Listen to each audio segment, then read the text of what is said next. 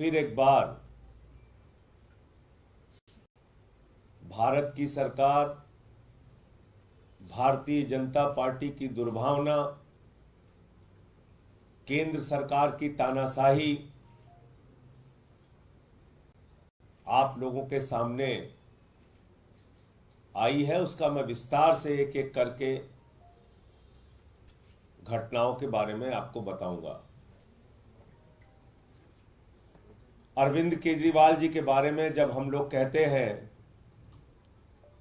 कि जेल के अंदर उनको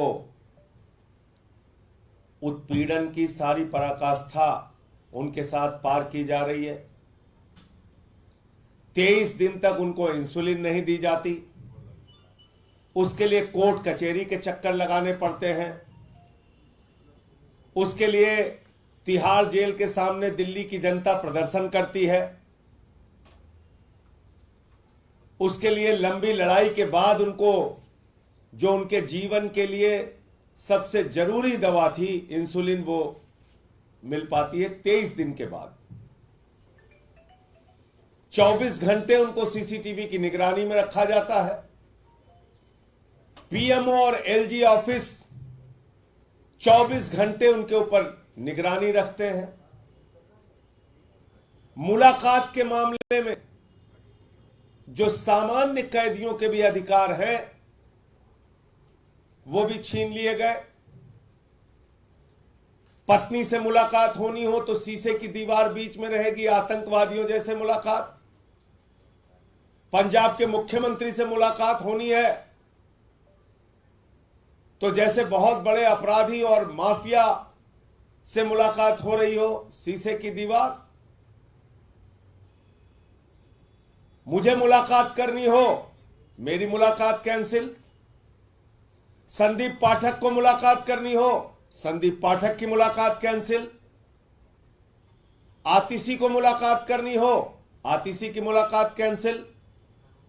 और अब सारी सीमाएं पार कर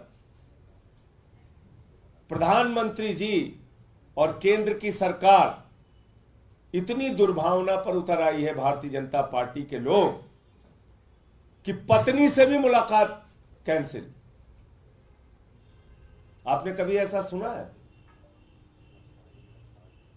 पत्नी से मुलाकात कैंसिल। अरविंद केजरीवाल जी की मुलाकात सुनीता केजरीवाल जी से जेल के प्रशासन द्वारा कैंसिल कर दी गई। कोई नियम नहीं, कोई कानून नहीं, कोई ऐसा तरीका इनके पास नहीं कि जिससे वो पत्नी की मुलाकात कैंसिल कर सकें। पत्नी की मुलाकात कैंसिल कर दी। आपको याद होगा सौरभ भारद्वाज और आतिशी को एक साथ जाना था। अंतिम दिन आतिशी की मुलाकात कैंसिल कर दी। बोले नहीं साहब, खाली सौरभ भारद्वाज जाएंगे। अब आतिशी को और सुनीता केजरीवाल जी को साथ जाना था तो सुनीता केजरीवाल जी की मुलाकात कैंसिल कर दी। जबकि बाकायदा मेल करके 27 तारीख को बताया गया कि सुनीता केजरीवाल जी और आतिशी एक साथ मुलाकात करने के लिए जाएंगे और जेल के नियमों के मुताबिक परिवार के 2 सदस्यों की मुलाकात होती है, या जिन लोगों के नाम दिए जाते हैं, जिन लोगों का नाम मुलाकाती सूची में होता है, उनमें से 2 लोग एक साथ मिल सकते हैं। यह जेल का नियम कहता है। क्या अरविंद केजरीवाल से इतनी दुर्भावना है, इतना डर लगता है, इतने आप लोग साजिश पर उतर आए हैं कि आप उनकी पत्नी की मुलाकात कैंसिल कर देंगे? अपने परिवार से वो नहीं मिल सकते। जिन लोगों के नाम मुलाकाती सूची में कोई भी बंदी, सामान्य से सामान्य कैदी हो, जितने लोगों का वो नाम देता है, उसमें से 2 लोगों की मुलाकात, जब मुलाकात होती है हफ्ते में 2 बार, तो 2 लोगों की एक साथ मुलाकात होती है। आपने सारे नियम कानून सबको ताक पे रख के कह रहे सिर्फ हम एक आदमी से मिलवाएंगे। एक 3 बार के निर्वाचित मुख्यमंत्री, दिल्ली के मुख्यमंत्री को आपने जेल के अंदर सामान्य कैदियों के भी अधिकार छीन लिए। जो एक सामान्य कैदियों को अधिकार है, वो अधिकार भी आज अरविंद केजरीवाल के पास नहीं है। अगर उनकी पत्नी उनसे नहीं मिल सकती तो ऐसा तो अंग्रेजों के राज में भी नहीं हुआ। शहीद आजम भगत सिंह के परिवार के लोगों को भी उनसे मिलने की इजाजत थी, अंग्रेजों के राज में भी। लेकिन ये तानाशाही का राज है, भाजपा का राज है, प्रधानमंत्री मोदी का राज है, जहां पर एक पत्नी को अपने पति से मुलाकात करने की इजाजत नहीं है, जहां पर एक पत्नी को अपने पति का हालचाल लेने की इजाजत नहीं है, जहां पर एक पत्नी को अपने पति के मिलकर बताने की, पिता की, मां की, बच्चों की हालत बताने के बारे में इजाजत नहीं है। तो ये जानकारी आपके सामने देनी थी कि दुर्भावना और नफरत में देश के प्रधानमंत्री और उनकी पार्टी इतने आगे बढ़ गई है कि सारे नियम कानून को ताक पर रखकर जो अंग्रेजों के राज में नहीं हुआ वो भी इस राज में हो रहा है। सुनीता केजरीवाल जी की मुलाकात अरविंद केजरीवाल जी से कैंसिल कर दी गई है। सर, तिहाड़ जेल प्रशासन का इस पे रिप्लाई आया है। उन्होंने कहा है कि पहले आज आतिशी मिलने जा रही है, उसके भगवंत मान जी मिलेंगे। इन दोनों मुलाकातों के बाद सुनीता केजरीवाल जी को मिलने दिया जाएगा। कोई मुलाकात ऐसी रद्द करने की कोई नहीं है। मुझे आप एक चीज बताइए, 27 तारीख को जब हमने इन्फॉर्म कर दिया कि आतिशी जी और सुनीता केजरीवाल जी मुलाकात करने जाएंगी, और जो सूची है, मुलाकातियों की सूची है जो मुख्यमंत्री ने खुद दिया है, और किसी भी कैदी को देने का अधिकार होता है 10 लोगों का नाम, उसमें इन दोनों का नाम है, तो फिर किस आधार पे आपने कैंसिल कर दिया? पहले इसका जवाब दीजिए ना।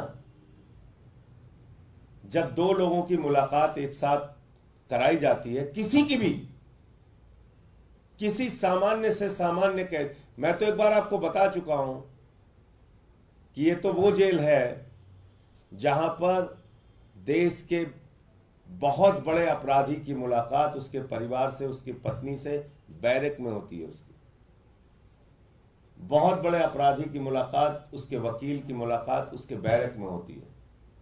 अरविंद केजरीवाल तो 3 बार के निर्वाचित मुख्यमंत्री हैं, मौजूदा मुख्यमंत्री हैं, उनकी पत्नी को आप नहीं मिलने देंगे?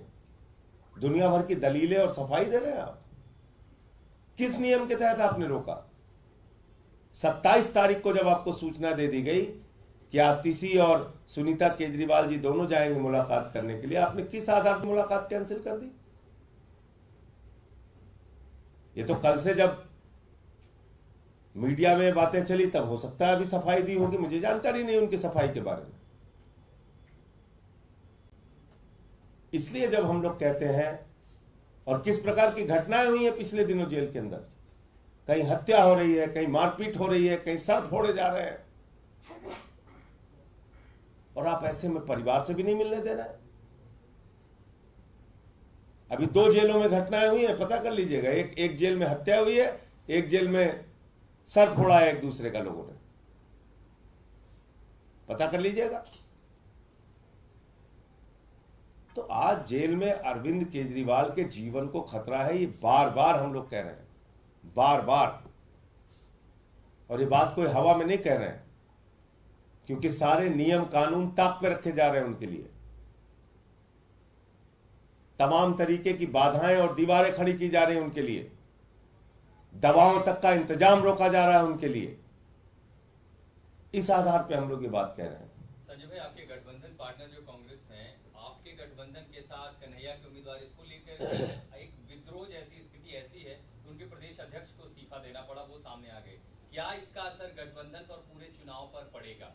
देखिए, मैं सिर्फ इतना कहना चाहता हूं कि ये कांग्रेस पार्टी का अंदरूनी मामला है, और कांग्रेस पार्टी के जो वरिष्ठ नेता हैं वो इसका संज्ञान ले रहे होंगे, और कल जैसा मैंने पढ़ा कि कांग्रेस के राष्ट्रीय अध्यक्ष मल्लिकार्जुन खड़गे जी ने कुछ नेताओं को जिम्मेदारी दी है कि जो लवली जी का इस्तीफा है उस पर बातचीत करके इसका कोई समाधान निकालें, तो हमें प्रतीक्षा करनी क्या चाहिए। गठबंधन पर किसी तरह का खतरा है इस तरह की विवाद की स्थिति होने के देखिए, बाद? ये चुनाव जनता लड़ रही है, दिल्ली में भी और देश में भी, और दिल्ली की जनता का एक सबसे बड़ा मुद्दा है उनके बेटे को, उनके भाई को, दिल्ली के बेटे को जिसने बिजली, पानी, शिक्षा, चिकित्सा, बुजुर्गों की तीर्थ यात्रा से लेकर माताओं बहनों के लिए बस की फ्री यात्रा तक का इंतजाम किया, उसको जेल में डाल दिया गया है।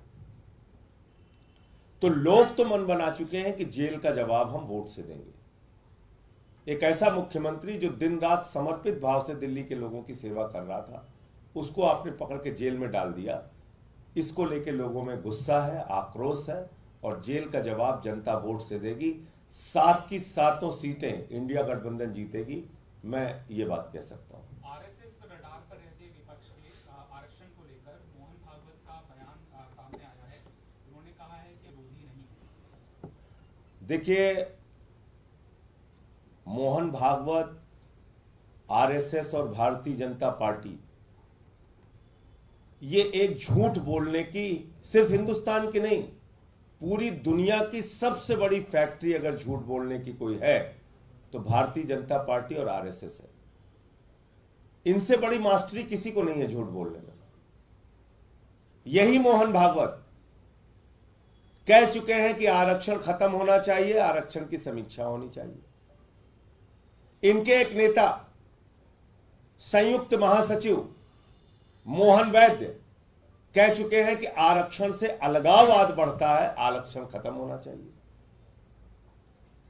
उत्तर प्रदेश के अंदर 69,000 शिक्षक भर्ती में ओबीसी का आरक्षण मारा गया।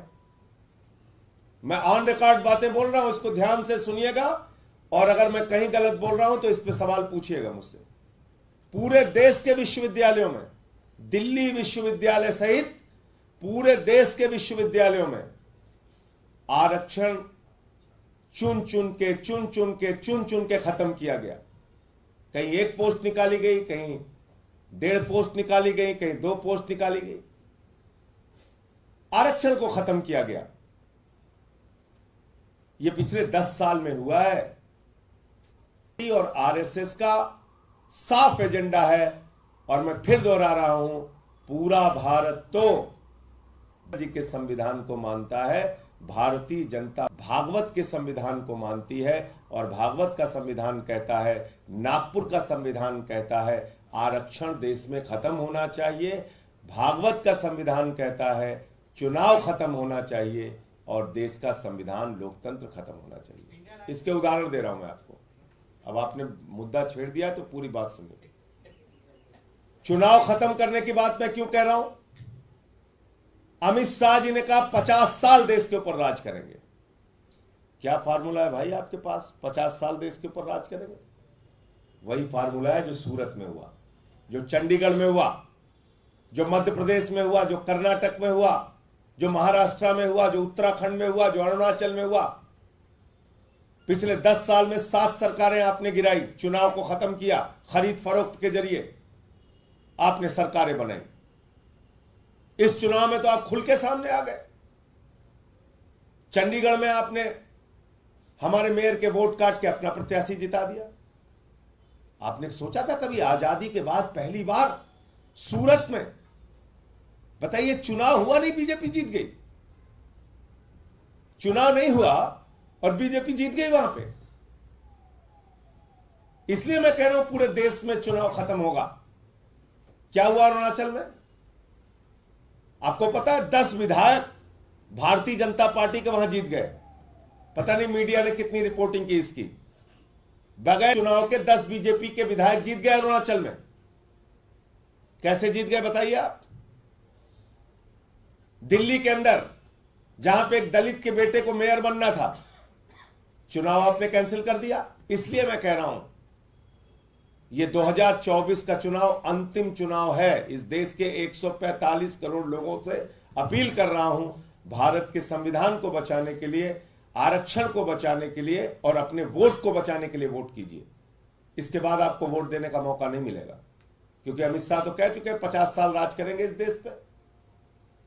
और आरक्षण के विरोध में तो हमेशा से भाजपा रही है। याद होगा आपको, वीपी सिंह जी का मंडल आया था तो कमंडल लेके निकल पड़े थे।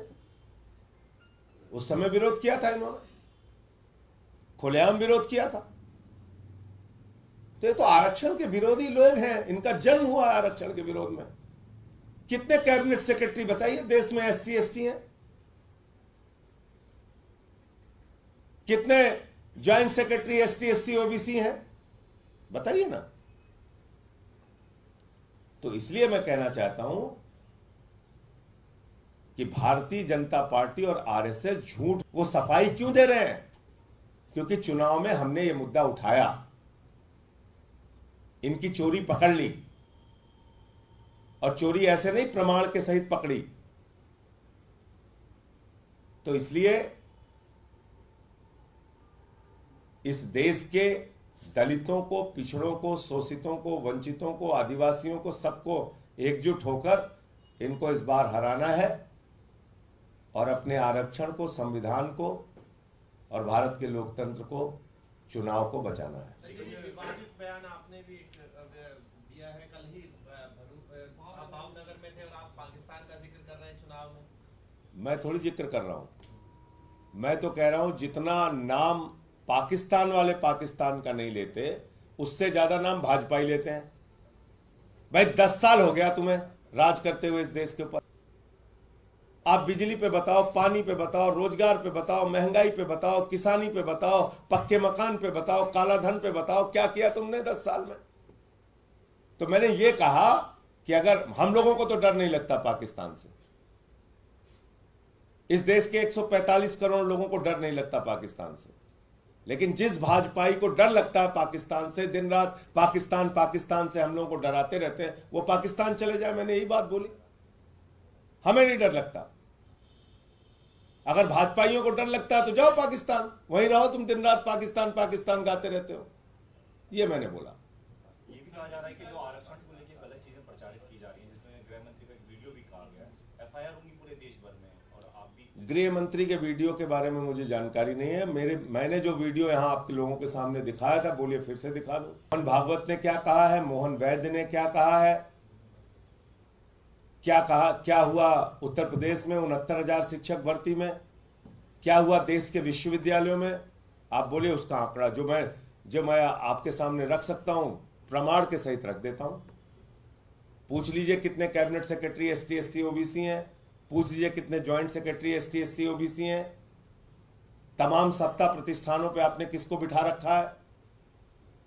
तो इसलिए मैं फिर दोहरा रहा हूं, भारतीय जनता पार्टी और RSS झूठ बोलने की फैक्ट्री है। इनकी बातों पे यकीन मत कीजिए। आज वो सफाई सिर्फ इसलिए दे रहे हैं कि चुनाव है और हमने उनकी चोरी पकड़ ली है। 100% संविधान खत्म करेंगे, चुनाव खत्म करेंगे, आरक्षण खत्म करेंगे, 100%। सूरत हो गया, अरुणाचल हो गया, चंडीगढ़ हो गया, 6-7 राज्यों में सरकारें गिरा दी, तो साफ है चुनाव खत्म करना है इनको। अमित शाह तो कह ही रहे हैं कि 50 साल राज करेंगे इस देश पे। धन्यवाद। अक्सर संजय जी आरोप लगते हैं कि सत्तारूढ़ दल पाकिस्तान की एंट्री कराता है। इस बार ऐसा लग रहा है विपक्ष पाकिस्तान के चुनाव में सत्तारूढ़ दल ही एंट्री कराता है, सत्तारूढ़ दल ही एंट्री कराता है। बार बार वो लोग हिंदुस्तान पाकिस्तान करते हैं चुनाव में, सबकी एंट्री कराते हैं, वो मुद्दों की एंट्री नहीं कराते। बस इस बार हम मुद्दों की एंट्री करा रहे हैं। हमें नहीं सुनना है सब बकवास, हमको मुद्दों की बात करनी है। एजुकेशन पे, हेल्थ पे, बिजली पे, पानी पे, बेरोजगारी के सवाल पे, महंगाई के सवाल पे, इस पे बात करो। संजय जी, लवली कांग्रेस का अंदरूनी मामला हो सकता है, लेकिन उन्होंने इस्तीफा दिया, उसमें कारण पूरी तरीके से आम आदमी पार्टी को बताया, आपकी नीतियों पर सवाल उठाया, प्रोपेगेंडा बताया है और कहा कि सीधा निश्चित के समय में जो इस्तीफा दी उससे वर्ष अभी कंडीशन है। नहीं, ये आम आदमी पार्टी से तालमेल, देखिए मैं कोई झूठी बात नहीं करूंगा, और जिस आदमी की जो अच्छाई बुराई होती है उसको मानना चाहिए कैमरे के सामने भी। मैं जिम्मेदारी से कह रहा हूं आम आदमी पार्टी से समझौता कराने में लवली जी की बहुत महत्वपूर्ण भूमिका रही है। अब किस कारण से अभी वो बोल रहे हैं मैं नहीं जानता, तो इसका श्रेय उनको भी जाता है। मैं तो उनको धन्यवाद दूंगा कि इंडिया गठबंधन को यहां पर बनाने में उनकी महत्वपूर्ण भूमिका रही है। और मैं उनको इस बात के लिए भी धन्यवाद दूंगा कि मुख्यमंत्री की जब गिरफ्तारी हुई थी सबसे पहले पहुंचने वाले नेताओं में वो थे। अब वो किस कारण से बात बोल रहे हैं वो तो वही बता सकते हैं। परिवर्तन क्यों हुआ होगा, क्यों लग रहा है? अब मैं इसमें कोई टिप्पणी नहीं करूंगा।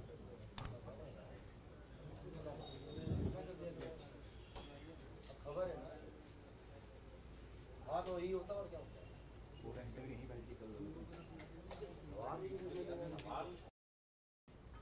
फिर एक बार भारत की सरकार, भारतीय जनता पार्टी की दुर्भावना, केंद्र सरकार की तानाशाही आप लोगों के सामने आई है। उसका मैं विस्तार से एक एक करके घटनाओं के बारे में आपको बताऊंगा।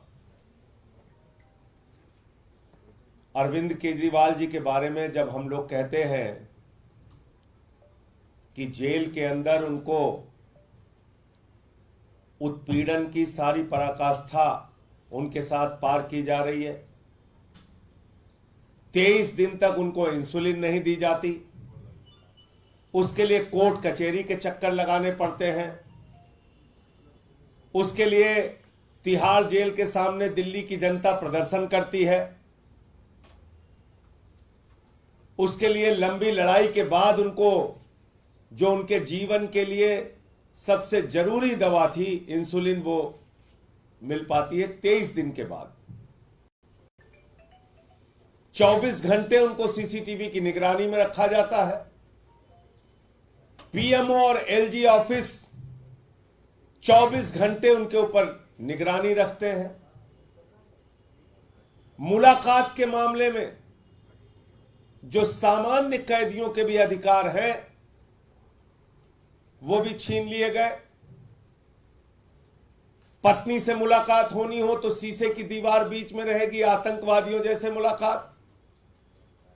पंजाब के मुख्यमंत्री से मुलाकात होनी है तो जैसे बहुत बड़े अपराधी और माफिया से मुलाकात हो रही हो, शीशे की दीवार। मुझे मुलाकात करनी हो, मेरी मुलाकात कैंसिल। संदीप पाठक को मुलाकात करनी हो, संदीप पाठक की मुलाकात कैंसिल। आतिशी को मुलाकात करनी हो, आतिशी की मुलाकात कैंसिल।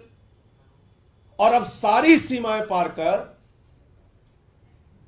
प्रधानमंत्री जी और केंद्र की सरकार इतनी दुर्भावना पर उतर आई है भारतीय जनता पार्टी के लोग कि पत्नी से भी मुलाकात कैंसिल। आपने कभी ऐसा सुना है?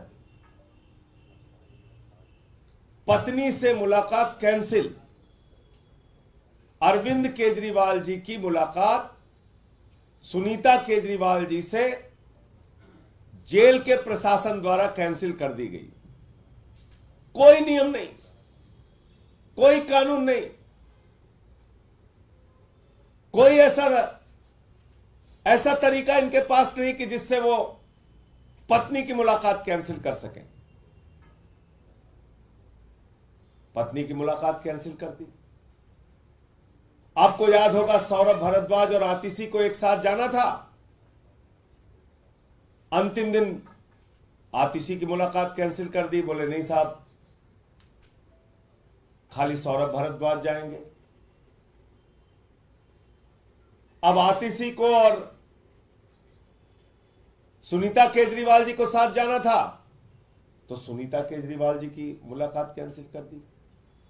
जबकि बाकायदा मेल करके 27 तारीख को बताया गया कि सुनीता केजरीवाल जी और आतिशी एक साथ मुलाकात करने के लिए जाएंगे और जेल के नियमों के मुताबिक परिवार के 2 सदस्यों की मुलाकात होती है, या जिन लोगों के नाम दिए जाते हैं, जिन लोगों का नाम मुलाकाती सूची में होता है, उनमें से 2 लोग एक साथ मिल सकते हैं। ये जेल का नियम कहता है।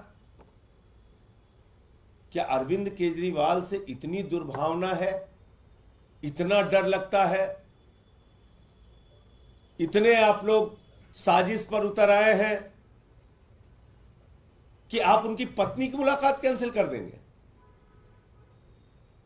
अपने परिवार से वो नहीं मिल सकते?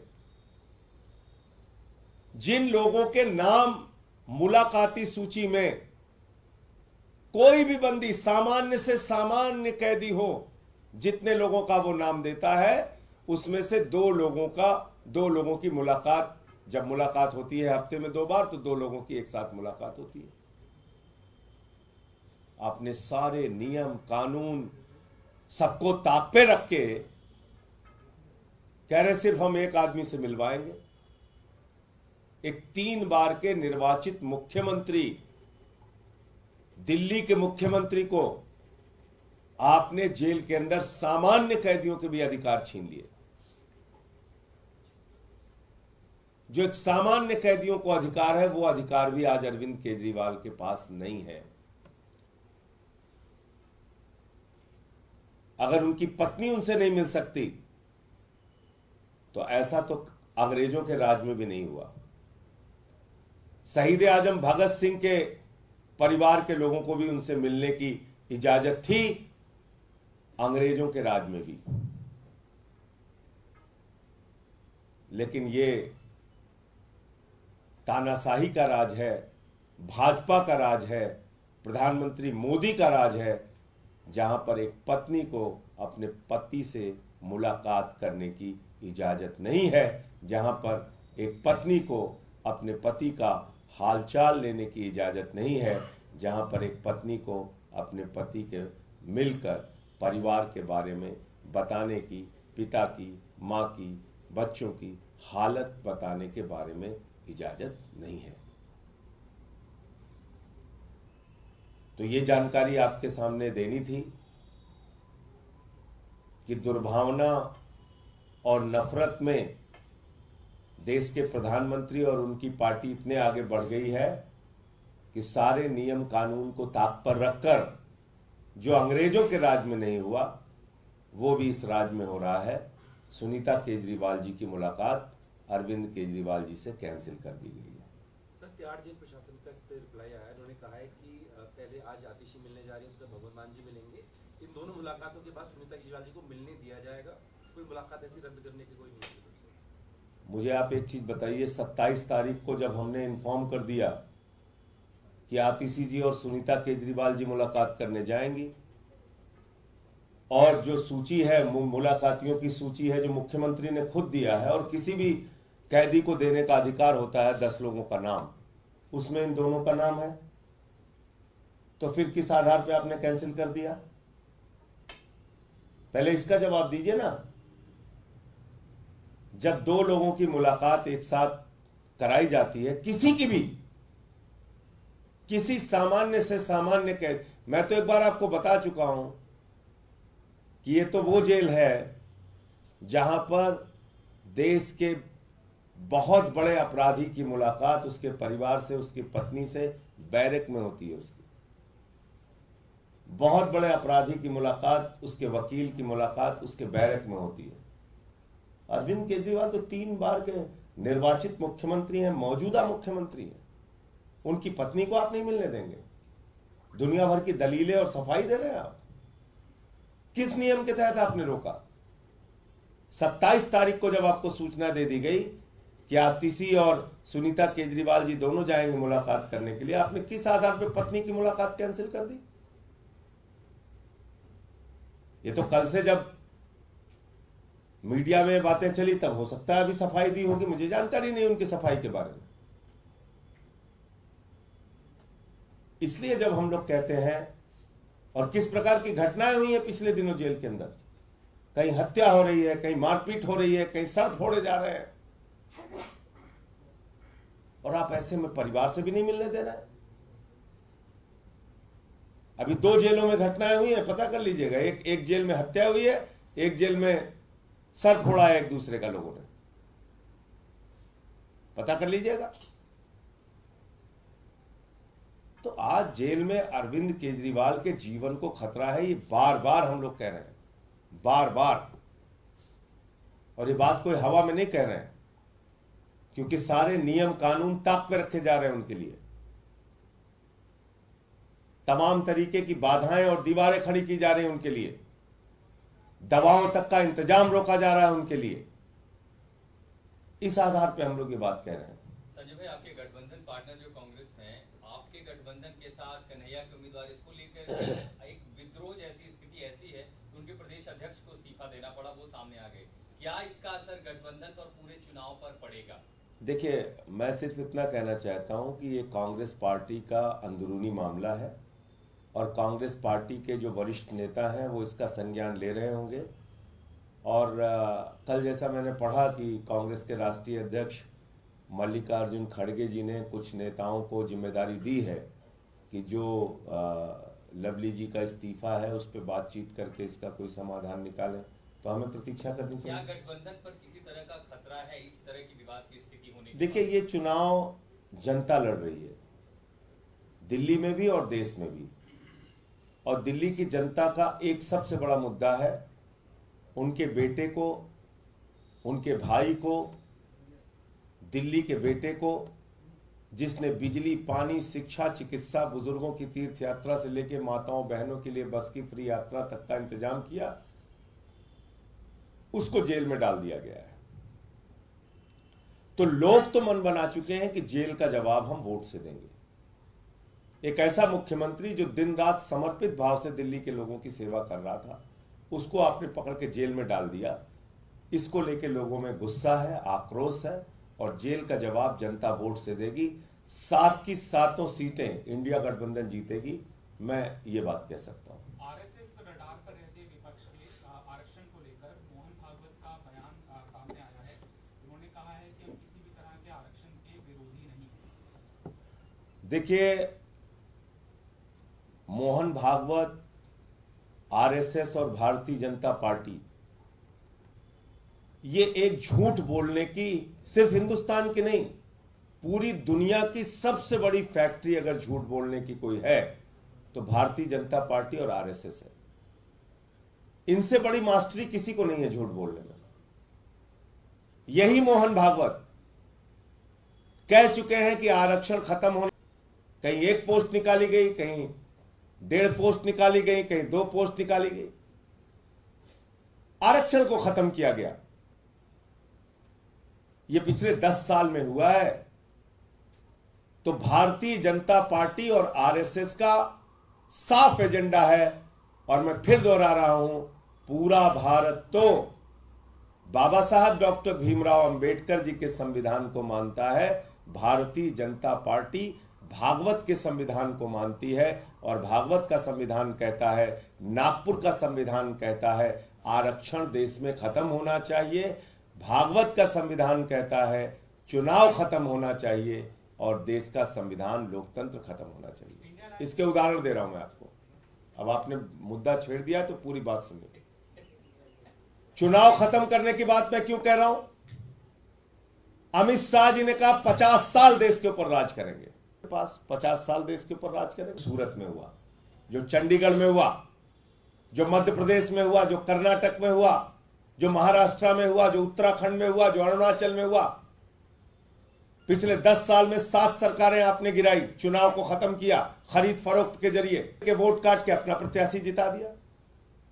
आपने सोचा था कभी आजादी के बाद पहली बार सूरत में, बताइए, चुनाव हुआ नहीं, बीजेपी जीत गई। चुनाव नहीं हुआ और बीजेपी जीत गई वहां पे। इसलिए मैं कह रहा हूं पूरे देश में चुनाव खत्म होगा। क्या हुआ अरुणाचल में? आपको पता है 10 विधायक भारतीय जनता पार्टी के वहां जीत गए। पता नहीं मीडिया ने कितनी रिपोर्टिंग की इसकी। बगैर चुनाव के 10 बीजेपी के विधायक जीत गए अरुणाचल में। कैसे जीत गए बताइए आप? दिल्ली के अंदर जहां पे एक दलित के बेटे को मेयर बनना था, चुनाव आपने कैंसिल कर दिया। इसलिए मैं कह रहा हूं ये 2024 का चुनाव अंतिम चुनाव है। इस देश के 145 करोड़ लोगों से अपील कर रहा हूं, भारत के संविधान को बचाने के लिए आरक्षण को बचाने के लिए और अपने वोट को बचाने के लिए वोट कीजिए। इसके बाद आपको वोट देने का मौका नहीं मिलेगा, क्योंकि अमित शाह तो कह चुके हैं 50 साल राज करेंगे इस देश पे। और आरक्षण के विरोध में तो हमेशा से भाजपा रही है। याद होगा आपको, वीपी सिंह जी का मंडल आया था तो कमंडल लेके निकल पड़े थे। उस समय विरोध किया था इन्होंने, खुलेआम विरोध किया था। तो ये तो आरक्षण के विरोधी लोग हैं, इनका जन्म हुआ आरक्षण के विरोध में। कितने कैबिनेट सेक्रेटरी बताइए देश में SC ST हैं?